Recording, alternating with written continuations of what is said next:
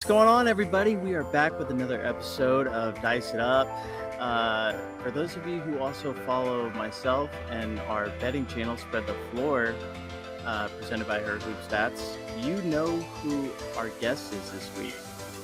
It is the legendary, the famous, LA's finest, the one person I talked to from the West Coast, Danielle Alvari. We've wanted to get you on for a while. What's up? Just a touch of an oversell. Hey. So good. I'm very excited. I'm like a little starstruck because I've seen Ice on some podcasts, but I've never got to actually hop on with her. So I'm very excited. Love it. Well, this is the dream team then, because Dano's a lot of fun. We have a lot of fun on the show. Yeah. That's all I'm good for. Usually just a few laughs and then occasionally some drinks and some picks. Yeah, I was gonna say. Yeah, and then occasionally some drinks after games. Drinks after games with Ice is a must. Ice will be hopefully commentating somewhere again next year. And so when you go to LA, you and Danielle go down the court, go shoot some threes. I think I airballed in front of Ice. It was very bad when she came to New York, but yeah. So let's get into Danielle. For those who don't know, Danielle does a lot of work with VSIN. She hosted the Bet Rivers podcast, LA CityCast podcast, and was one of the first people that I saw ever betting on the WNBA. I've told her before, she's the first person I ever set up tweet alerts for. Besides Shams and Woj. I'm sure that was a letdown. No, this is great. I mean, and that's a lot of love coming from Dano. That's a lot. That's a high pedestal right there. And when he was in Houston, James Harden was on that list as well. Now he's sadly removed, but that's big company. So yeah, I mean, that's probably how I got into betting WNBA. I didn't even know it was available. So yeah, Danielle obviously does a lot with media. Give us a take on your overall background getting into media. You and Ice are just, head and shoulders above the average person at talking in front of a camera. It's crazy how professional, cool you guys are. So take me back to where Danielle started, education, all that. Ice will obviously tell her story. So I think she probably has a more traditional, background in broadcasting, but I went to UCLA. We don't have a broadcast major. I didn't know I wanted to do this when I got there. Like everybody who goes into college, I had no creative ideas of what I wanted to do. So it's doctor or lawyer. So for me, it was lawyer. And then I interned at an entertainment law firm, and I was like, it was so fun. And I still thought, no, not for me. So I was like, what am I going to do? My dad was like, you'd be really good on camera. You should do sports. You should do sports broadcasting, at the time. And even still, people only really think of Erin Andrews, I think, when they think of women in this industry, and they say, hey, you should do sideline. And I said, okay, cool. We'll start there. So I bought a camera, I bought a microphone, bought a tripod, asked Coach Mora at the time at UCLA football if I could come by practice and do some interviews with his players. Started going to spring practice and just kind of built a reel that way. And then got my first job at a local market in Wyoming. So moved to Wyoming from LA. Almost died in 2 blizzards and thought, this is not worth the experience if we die in a blizzard, is it?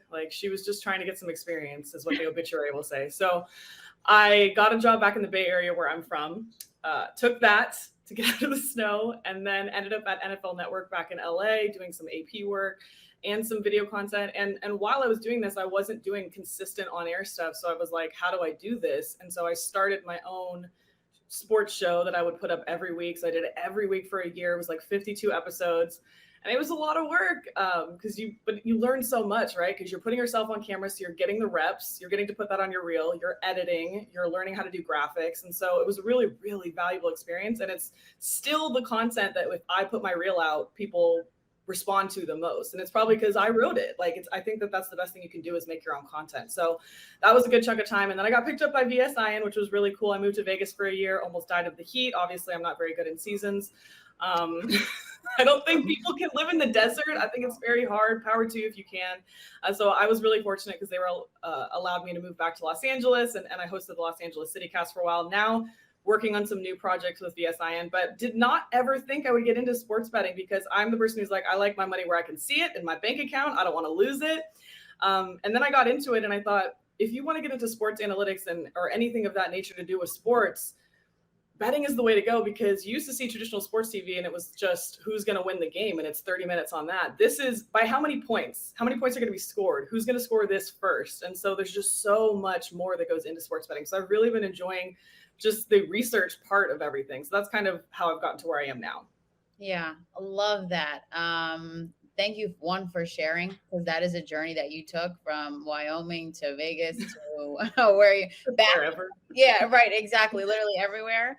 But I can relate to you in terms of becoming a content creator because you just want to get reps, like understanding that, not every opportunity that you apply to, you're going to get. And so sometimes you just got to create your own opportunity. So power to you and like every woman in sports, because I feel like we all get to that point where we're like, okay, we've got to somehow create something to be able to do it, right? Like I was like, all right, I'm going to do an ice box. You're like, hey, I'm going to do my weekly show and I'm going to do 52 weeks of it. I definitely don't have 52 ice boxes, but I commend you on that, literally. This betting thing, okay, Dano has like gotten me to the dark side. Hey, are you allowed to say that? Come on. One side. Oh, wait, am I allowed to say you or the dark side? No, I was going to say I thought you were about to say Dano's gotten me to bet. I was like, you have not done that. You've never bet. You've never bet on anything. No, of course not. Wow. You've gotten me to the dark side of paying attention to stuff. And having conversations and because talking to him, Dano is I think for me, an expert in this sports betting, understanding WNBA stuff, like just following him. So every time we're talking, having conversation, I'm seeing his tweets and his picks. I'm like, okay, explain these things to me. Like, at least so I understand the baseline of what you're talking about, even though I'm not participating. But wanted to ask you, as a woman in sports and then getting into sports betting, how do the two kind of mesh, so to speak? And how do you feel like we can grow the game of women's sports through sports betting?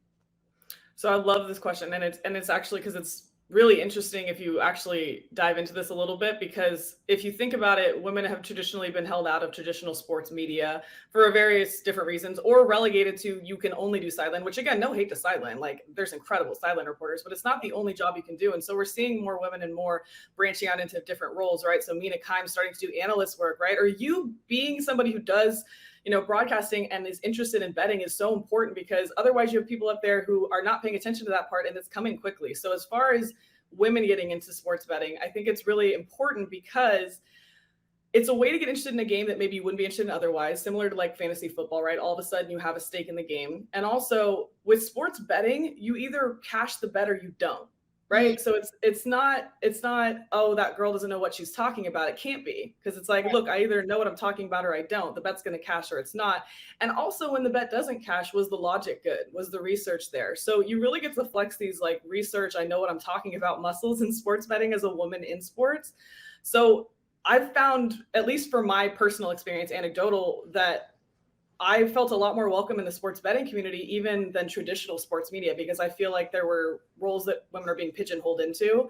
And with sports betting, there's just like, the sky's the limit. Yeah.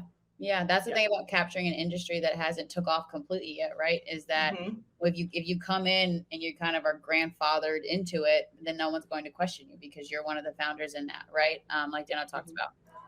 I mean, I find it like just remarkable, because it's no secret for especially like just women in media. If you're on Twitter, it can be a cesspool of a site and just awful people. And I never really put anything public ever until starting up with Spread the Floor. And when things don't go right, you just hear about it from, they will tell you, everywhere. And so someone who's been doing this for a long time, and as a woman who already, gets, I'd say, treated worse, it's so impressive, just like the authenticity and like just the pure confidence that you have with it. So thanks for being an example. Hopefully a lot more women do get into it. And to your point too, Ice, about the WNBA, if it gets people to watch it, absolutely. And there's people who have told me from the Los Angeles City cast, like, I got into betting WNBA and then all of a sudden they're watching the games because they have bets on them. So if that gets you in, great. But of course we want people who want to watch this game, and the product is so good, so it should just add to the game. But I just think whatever gets you watching the game so that you can see that there's value and substance here. 100%. I always say that the W obviously is still growing, right? It's still like a toddler in the sense of other historical leagues. And like nobody gets that. nobody. Like how long the NBA's been around versus the W. Like 50 plus years. The NBA has 50 years on us, yet we seem, well, it's fine. But I say that to say that because it is still growing, you've got to grow in as many ways as you can possibly, right? And then you hope that later when it gets 2 years, 60 or 70, that the foundation of it is truly fans that appreciate the women that are playing the game and how that they're playing the game. But if they got to get in where they're fitting and because they're betting, they're watching the games, and that's cool. Because listen, bet on Chelsea Gray every time, bro. You're going to make some big money. I made some money for that. They said, is there value in Chelsea Gray at 4-1 for finals MVP? I was like, absolutely. They don't do this without Chelsea Gray. 100%. We all saw that writing on the wall. Okay, so specifically about the W, you personally, right? Out in LA, follow the LA Sparks, have had a couple of tough seasons and just everything surrounding that franchise. Do you have an idea of what they could use to go forward? What could help that franchise? It's so interesting, right? Because they lose Candace Parker and it kind of goes off the rails. And you have to look at the management as well, the coaching. And I think that's where everyone's pointing right now, obviously, because they had a switch up in the midseason on that. Yeah. I look there because you can't tell me that the talent wasn't there when you have Nneka Ogwumike and Shanae, and the talent is there for that team. Are they missing a couple pieces? Sure. The Sun were missing a really solid perimeter shooter, but they made it to the finals. So you can't tell me the talent wasn't there. So something else is going on for me. And so it has to be management, organization. We see this time and time and again in every sports league is the teams that are run poorly don't perform well. It's just, it goes hand in hand. So for me, that's kind of where LA is at. And it's unfortunate because so much money is invested into LA, and LA is such a progressive area relative to like women's rights and everything. And so Magic Johnson will tweet about the Sparks. You know that there's like an investment there for it to be great. So it's just kind of like what people need to be in what positions to make this successful, because the money's there, the interest is there. People want to support the W, especially here in LA. For sure. Ice, did you get that sense when you called games there? Like, did you feel good about the crowd, the overall vibe of the team, or is it just hard to judge because it was a rough year? Yeah, I'm just gonna say rough year. You know, I think being in Connecticut and calling that one game where they were in Connecticut, and just seeing, this was when Derek Fisher was coaching, so earlier in the season, and just seeing how that team was still trying to come together, and Liz Cambage being there, you just kind of didn't get the feeling of like unity, you know, like everyone's on the same page. And I agree with you, Danielle, in terms of the amount of talent that they had, right? Like the Ogwumike sisters, Brittany Sykes, obviously Liz, you got Kendi Carter, what's my girl that's the point guard, Jordan Canada, right? So that came in later, 100%. So like their roster was set. It was just, I think you hit it on the head, like management, you know. And sometimes what you got to do is just you got to kind of start fresh, and you got to start clean. Speaking of management, real quick hot take, I am so sorry that Dallas did what they did, and like Johnson. With that came out right after we recorded last week. That was God, I messaged you right away because it was a level of heartbreak. She was one of my favorite coaches to interact with throughout the season. I thought that they were. What even goes into that? Why? Like, what do you point to and say, like, this is why we're firing you? Yeah, I don't know. I mean, right, the last 2 seasons, they've gotten to the playoffs. You know, this past season, like, forced a game 3 with Connecticut and, like, showed that they, you know, are building, I feel like. And I feel like their roster is everyone is in that middle stage. Everyone is in that, like, 3 to 5, 6 year range in the league. And it's only, like, 2 players, I believe, on the roster in their 6 years, like Isabel Harrison and Kayla Thornton. Everyone else is between years 2 and 4. So they're still kind of young, still adjusting, right? So it's a lot to put on a lot of these young players, but they have a good nucleus, I truly believe. So I don't know. I was kind of upset by it. I thought that she was doing a good job. I thought that she was a really good role model. It seemed like the players had liked her. And I know that she was good in terms of managing personalities, because there are a lot of personalities on that team that you have to manage. And it seemed like she was doing a good job of that. But clearly someone else thought differently. But I was definitely sad to see that. I think out of all the coaching changes I expected, that was not one that I saw I saw at all coming. No, I didn't even know she was on a hot seat. Same. Yeah. I was like, right. When were we talking about this? Contract extension? Hold on. Yeah. That's a good point. I have something that will cheer you up, though, Ice. And I'm pretty sure I know this answer, but I want to. I mean, I guess this would be a bet on my end that Danielle is going to say who I think she's going to say, but I think you'll love her answer. Danielle, who is your favorite player to watch in the WNBA? I have a list of 5 people because I knew you were going to ask me Oh. this. But the person at the top, I think, is who you think I'm going to say. Yeah. Which is funny because I was writing the list, and then as I'm writing the list, I didn't put this person first, and then I went back to the top and put her first. So just subconsciously, I love watching Kelsey Plum. She grew up in San Diego. My brother actually, he played basketball at UCSD, and he said that he used to play with her when she was in San Diego in high school. She would come and play with them in the gym and stuff. Wow. And so I was like, get it, Kelsey. So San Diego, and then obviously Pac-12, and broke just about every 3-point record possible. And I really enjoyed, I can't remember where I saw this story. She talked about her story during that time and how she felt really lonely. And I thought it was great that she came out and was really vulnerable with that. I love those human interest piece, because that's going to make you buy into the league too, is if you know the players, right? Why do I care about this game besides it's my hometown? So yeah, I'm a huge Kelsey Plum fan. I wanted her to win MVP, but I understand. I mean, that was Aisha's award. That was just, I get it. But yeah, a huge Kelsey Plum fan. But the other people, just honorable mention on my list, Sylvia Fowles, which she's gone, so it's sad. Love the Play Society shirt. Yeah, I know. Every time they have a drop, I'm like, this is the only thing I don't look for a coupon for. Like, I pay full price for. That's how you know you love it. That's how you know. We love that shirt. I'm like, I'm gonna support full price. Yeah, that's how you know you love it. Exactly. I'm like, I don't even want a discount. I'll pay full price. Benijah Laney. We didn't get to see much from, but I loved Benijah last year, and I was so hyped coming into this year, and then bless her soul. But then also, like, gets knee surgery and then casually comes back in 4 weeks. Just, what is that? So Benijah Laney, the comeback is coming, right? Yeah, I love that. I love that you gave her recognition. I feel like a lot of people don't. First of all, she just made the USA team for World Championships after coming off of that knee surgery, playing the playoffs. Still didn't look like herself, but then clearly did enough in training camp to make that team.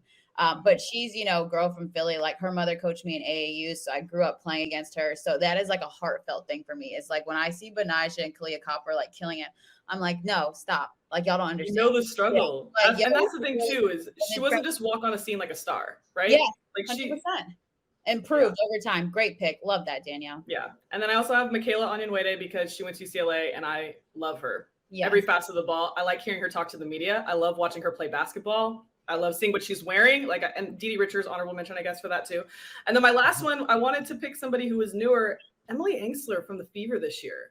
Oh, my was girl. So fun to watch. Yeah. She made the Fever worth watching, right? Yes, 100%. Em plays, she's straight from the city, straight from New York. So that's how she plays. Yeah, she plays with the edge. Like, I'll either hit you or hit the ball. It doesn't really matter. Like, I'm getting to it.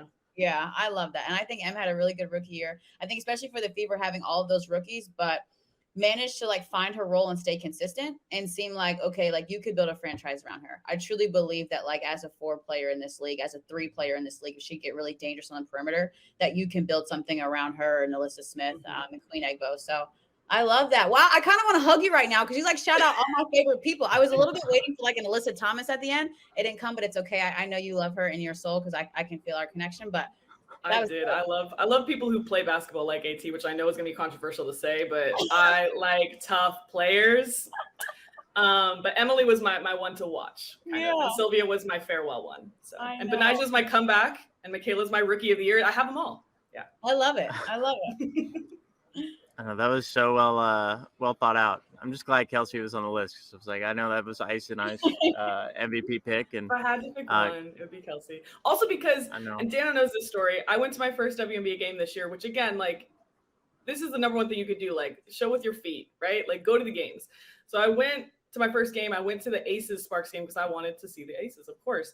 And I get there and I'm like, is that Kelsey Plum? Like, she's so little, because I was like, she's 5'8", and that's not little. I'm 5'8", but I was like, oh my God, that gives me hope that I could have played in the WNBA. If I was as talented and fast and anything, but she's only 5'8", and she plays like a bulldog. Like, I would never know that from watching her on TV. Yeah, 100%. So, I think I've loved hearing about her fitness journey. Like she talked about this past year, just she had to be in the best shape possible. She knew in order to play her game at the highest level. And so she's 5'8" and then like really toned. And there's like, she looks like she has like 0.6% body fat. Yeah. Like, do you eat a burger at all? Did you guys see the video of her eating salad? Recently, it was like yeah. Not the parade. did you see that? Okay, yeah, she was a little lit after they were like celebrating, and she's like picking salad and like I'm like, what? Who eats I mean, if salad? you She stays ready. no, but to that point, if you look back at pictures of her from Washington, it is a completely different human being. 100%, 100%. Like she looks so young, like a child. I mean, I don't know, college athletes aren't children, but yeah. I've called her short. We've called her childlike. This is great. No, we love Kelsey. Yeah. I mean, like it's, we're obsessed. Yeah, I am. in a good way. Good way. So we're recording this on Wednesday or Thursday, September 22nd. So the FIBA World Cup just started, as we kind of alluded to earlier at the Nigel Laney talk. I mean, the games are definitely late for us in America because the games are all in Australia. But are there any international players that or teams that you'd love to get a chance to watch or see play during this FIBA World Cup over the next 2 weeks? I have not been following the international stage of this enough. Unfortunately, I have to pay attention to football as well. Oh yeah. So a lot of my time has been siphoned away to that, unfortunately, for my job. But I do have to say that I'm looking at the roster for Team USA, and I'm thinking that's who I want to watch. Like that's the team that I want to watch what they put together here. So you can speak to this a little bit better than me, obviously, having paid attention to it more. Well, and then I was so excited to watch Marine Johannes play for France, and then she got hurt. But if you do get a chance to have some free time, go watch the Gabby Williams highlights from this morning. It would have been at 3:30 a.m. your time, Danielle. So I can it was 6:30 a.m. for us. Are you serious? Yeah, I'm more of a night owl. I'm definitely not a morning person. Oh wow. Oh, I thought you said I'm usually awake. I was like, wow. It's really why I work in sports, because they all happen at night. In that case, then Canada is a good team to watch because Canada has a lot of WNBA stars like Natalie Akonwa, Kia Nurse plays, Kayla Alexander, who used to play in the W, plays in that team. So I would think the Canadian team would be a good team to watch as well for a lot of W players.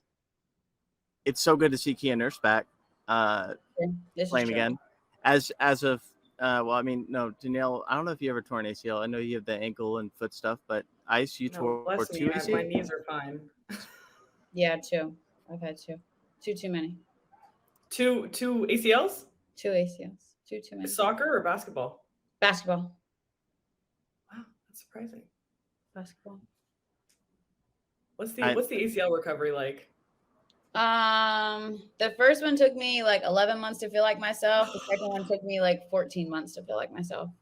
You get cleared before that, but until you feel like yourself is different. And I was a very like shifty, a very like, shifty athletic guard. So I think it took a lot of time for me to get my spin move back to where I liked it, because you really didn't want to spin on a knee that wasn't spinning correctly at some points. But yeah.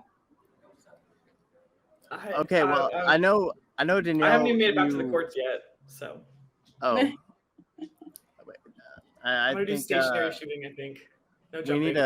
We need a Danielle, Ice, Dano, Calvin, Gabe. We need like everyone who's ever been involved to spread the floor. Just a recording of a live pod while we shoot around. That'd be so great. Yeah. Ice, can I just you don't have to. I'm a great defender. It's that's what I'm bringing to the table. It's not my show. My team. I play rec league every week, and I was telling Ice, I like do my best to not play any defense anymore, because I put a lot of energy out on offense. But I did take a charge on Wednesday. I can't believe I did that. 30 years old, I took a charge in a rec league game. It just was right there. I had to do it. No, it wasn't worth it. My back is so sore. Awful. But I think former hoopers just get hurt playing this. My brother, like I said, used to play at UCSD. He'll try to play pickup sometimes, and he breaks or twists or every time. I'm like, are we diving for balls at 32? Are we diving for balls? Nah, fam. Listen, unless I'm getting paid to do it, when I play over here, I'm just shooting. I told you I don't even go in for layups anymore. Like, don't give it to me unless it's wide open. Otherwise, I'm just backing at the 3-point line, shoot your shoot, and we're gonna play it nice and safe. Yeah. Yeah, that's the plan. That's the plan.